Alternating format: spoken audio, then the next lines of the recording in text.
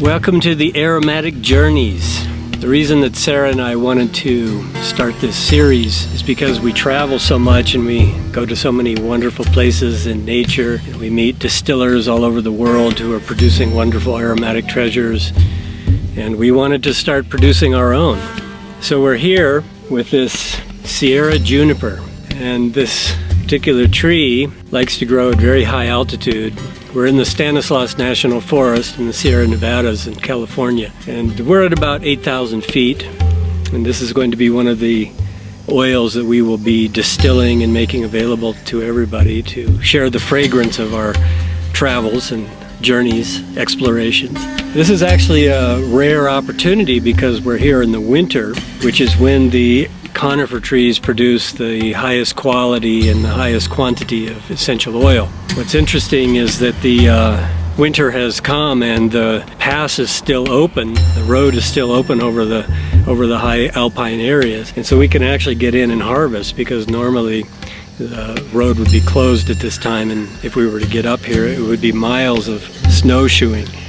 So we have a rare opportunity to wild harvest this Sierra Juniper during the best time of year, when we can capture the highest quality and the most amount of its wonderful essential oil. It produces a really incredible fragrance, as you'll see. It's very labor-intensive work, very slow, hand trimming the trees carefully to make sure we're getting mostly needles and not so many branches.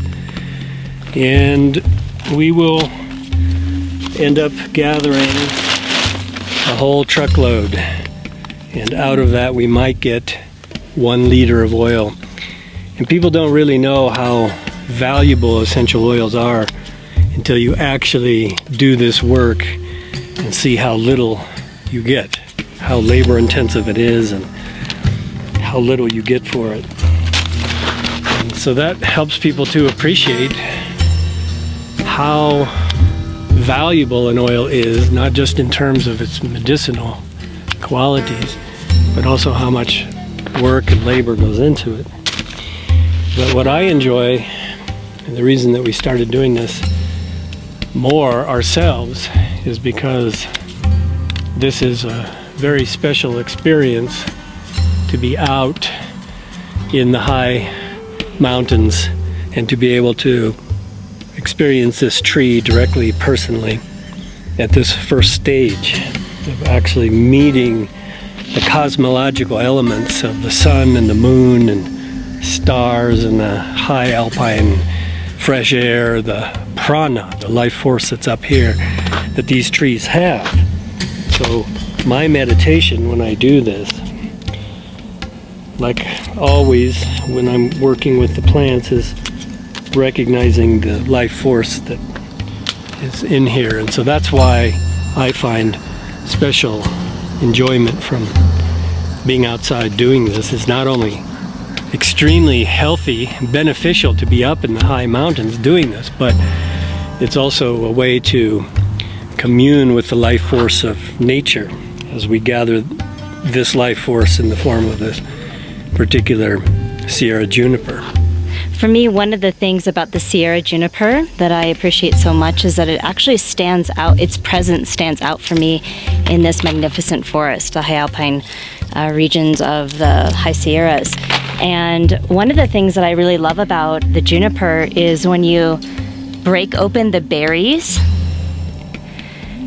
they are so beautiful and blue, like this beautiful blue-green, and they are so fragrant. And so what we're doing is we're actually including the juniper berries along with the leaves in our distillation. So we're going to get both. We're going to get this high concentration of oil found in both the leaves and the berries. And you can see how beautiful they are, the blue pigment. I love the Sierra Juniper. She's one of my favorite trees. Listen very closely and you can hear the Sierra Juniper singing.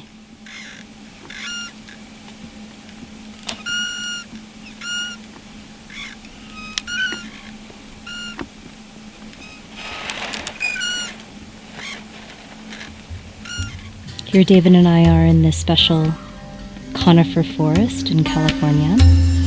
And this region actually has one of the most diverse offerings of conifer trees in North America.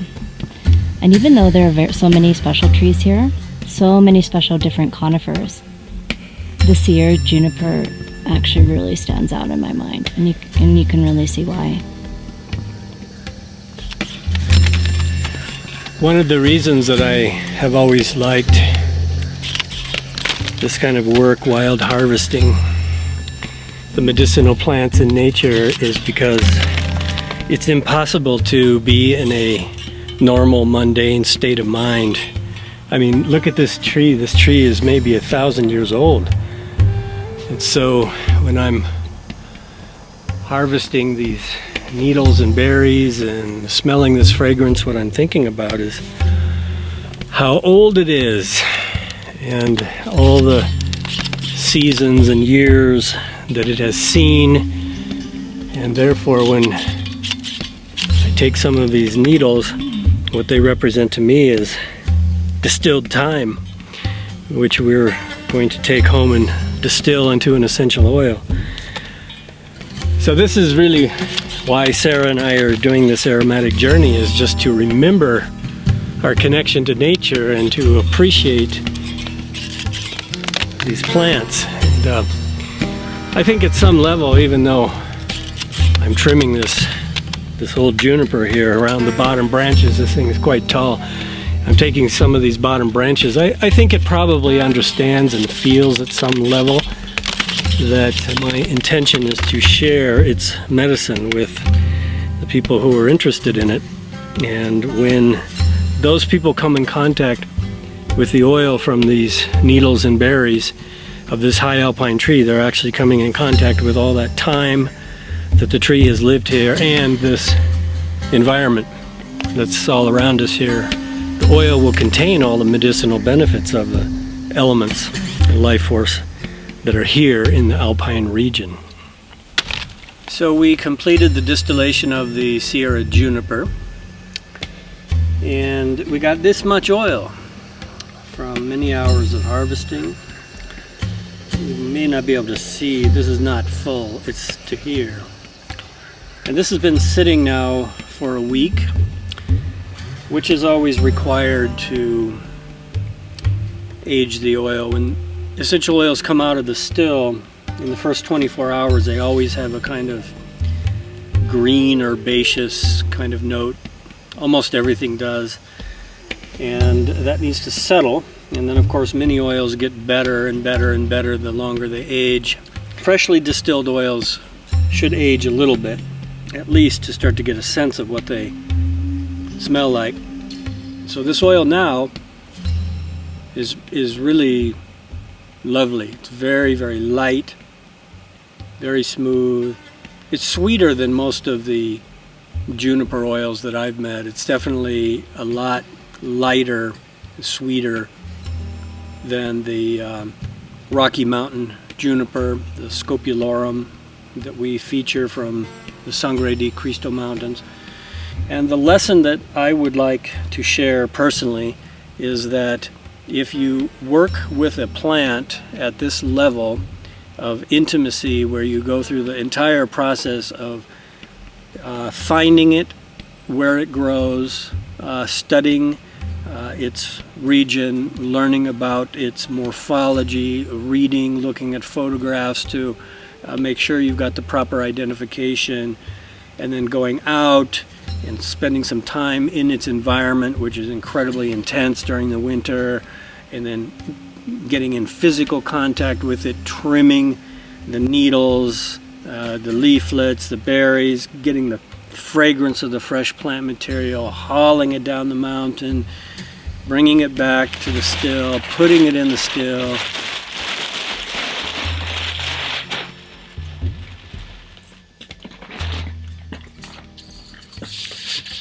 Being around all of the steam that's coming out of the still, watching the whole process of the oil rising to the top of the hydrosol in the separator, pouring the oil into the bottle, washing with the hydrosol. If you do all of that, you're going to know a lot about that plant. You're going to know a lot about that tree in this case. So if you look at the alpine trees, and especially this juniper, the way it grows in these exposed, windy areas, the way their trunks grow out of the rocks, sculpted, you can see that this tree has a very intimate relationship with wind and with air and with the coldness and the intense sun of the high altitude. And this is something that we can actually feel when we work with the plant material, and when we distill it especially, it has an interesting relationship that's different than if we're taking something orally as an herb. If we're digging a root or making a tea, taking a decoction, ingesting it orally. When we're working with the plants through the respiratory system, through the breath, we're actually receiving a different level of information. And that information is all in this kind of unified field of the elements and energies, the prana, the air element, the wind, and so forth.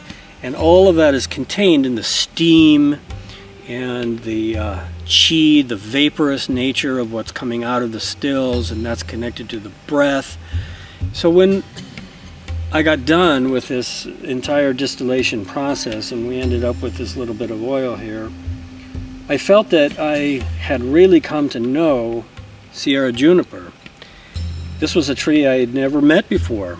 I may have seen it in passing in the high country, but I'd never actually met it. I'd never gone out and tried to find the proper identification, to look at its morphology, to really understand where it grows.